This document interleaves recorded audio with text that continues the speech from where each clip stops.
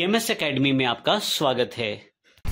आइए इस सेशन में हम जानकारी लेंगे किस प्रकार हम बनी हुई फाइल को सेव कर सकते हैं। इसके लिए हम ये जानकारी लेंगे कौन कौन से तरीके हमारे पास फाइल सेव करने के हैं और किस प्रकार से उसको फिर से प्रयोग किया जा सकता है।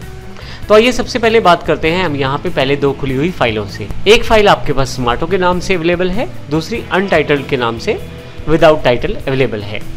अब यदि यहाँ ध्यान दें तो सेव बटन जो है वो अभी डिसेबल्ड है, अर्थात इस वक्त ये ऑप्शन आपके पास अवेलेबल नहीं है। फाइल में जाने पर आप देखें तो सेव ऑप्शन अवेलेबल नहीं है क्योंकि अभी किसी भी प्रकार की ड्राइंग यहाँ पे नहीं की गई है। तो आइए सबसे पहले मैं सिंपल एक रेक्टेंगुलर ड्रॉ कर लेता हूँ अनटाइटल वाले फाइल पे। जैसे ही आप ड्रॉ करते हैं आप देखेंगे यहाँ पे सेव का ऑप्शन एनेबल हो गया है। फाइल में जाकर भी आप इसे देख सकते हैं। अब इस फाइल को सेव करने के लिए आप किसी भी तरीके का प्रयोग कर सकते हैं। आप चाहें तो यहाँ सेव पे क्लिक करें, आपके पास डिफ़ॉल्ट विंडो का सेव डायलॉग बॉक्स खुल जाएगा जहां से आप अपनी फाइल को सेव कर सकते हैं। फाइल सेव करने के लिए सबसे पहले आप ऊपर की तरफ देख सकते हैं कि आप इस समय कहां पर हैं। आप इस समय डिफ़ॉल्ट डॉक्यूमेंट सेक्शन में हैं। यदि आप फाइल को नहीं बताते कि कहां सेव करना है तो डिफ़ॉल्ट रूप में विंडोज़ 10 ने आपको डॉक्यूमेंट्स में वो स्पेस अवेलेबल करवाया है जहाँ पर आप फाइल को सेव कर सकते हैं। परंतु यदि मैं किसी स्पेसिफिक लोकेशन पे सेव करना चाहता हूँ अपनी फाइल को, तो उसके लिए मुझे लेफ्ट हैंड साइड पे दिए गए नेविगेशन पेन से उस पर्टिकुलर ड्राइव को सिलेक्ट करना है। मैं यहाँ से सॉफ्टवेयर ड्राइव को चुन लेता हूँ जो कि मेरी ई ड्राइव है। जैसे ही क्लिक करता हूँ उसके सभी कंटेंट मुझे यहाँ दिखाई देने शुरू हो जाएंगे। मैं चाहूँ तो अपनी फाइल्स को ऑर्गेनाइज करने के लिए नया फोल्डर भी बना सकता हूँ। उसके लिए केवल मुझे न्यू फोल्डर पर क्लिक करना है और उस फोल्डर का नाम रखना है। एंटर कर देता हूँ, उस फोल्डर को ओपन कर लेता हूँ।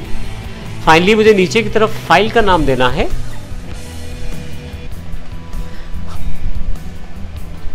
मैं फाइल का नाम फर्स्ट रख देता हूँ। सेव एज टाइप, अब यहाँ CDR के अलावा कोरल ड्रा की जो डिफ़ॉल्ट एक्सटेंशन रहती है वो .cdr रहती है। आप CDR के अलावा भी काफ़ी सारे फॉर्मेट्स में अपनी फाइल को सेव कर सकते हैं, जैसे कि एडोब इलस्ट्रेटर, PDF, नीचे की तरफ DWG जो ऑटोकैड की फाइल रहती है, ड्राइंग फाइल, और इस तरह आपके पास काफ़ी सारे ऑप्शंस रहते हैं जिनमें आप अपनी फाइल को सेव करते हैं। परंतु क्योंकि आप कोरल ड्रा में काम कर रहे हैं तो मैं यहाँ से CDR को प्रेफर करना चाहता हूँ। आप टाइटल भी चूज़ कर सकते हैं यहाँ से अपनी फाइल के लिए और सब्जेक्ट भी स्पेसिफाई कर सकते हैं। इसके अलावा आप यहाँ से सबसे इम्पोर्टेंट सेक्शन यहाँ पे नीचे की तरफ है, वर्जन का चुनाव कर सकते हैं। कोरल ड्रा का जो मैं वर्जन यूज़ कर रहा हूँ वो लेटेस्ट है, कोरल X8 अर्थात 18 वर्जन है।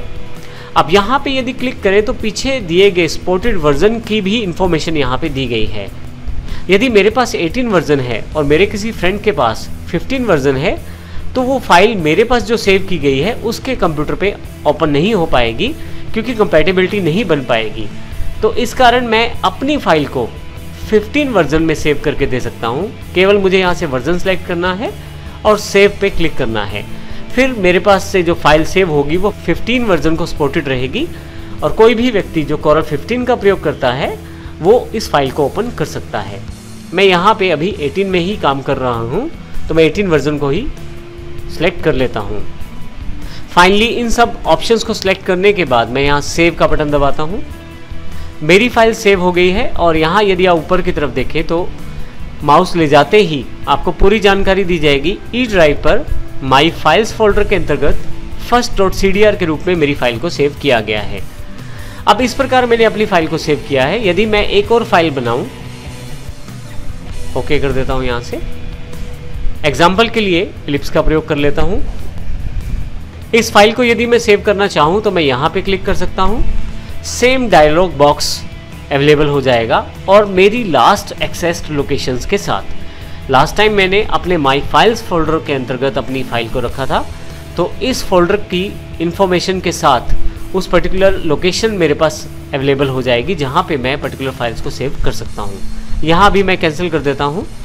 आप शॉर्टकट के रूप में भी अपनी फाइल को सेव कर सकते हैं। उसके लिए Ctrl+S का प्रयोग करें आपके पास फिर से वही डायलॉग बॉक्स अवेलेबल हो जाएगा सेव ड्राइंग के रूप में।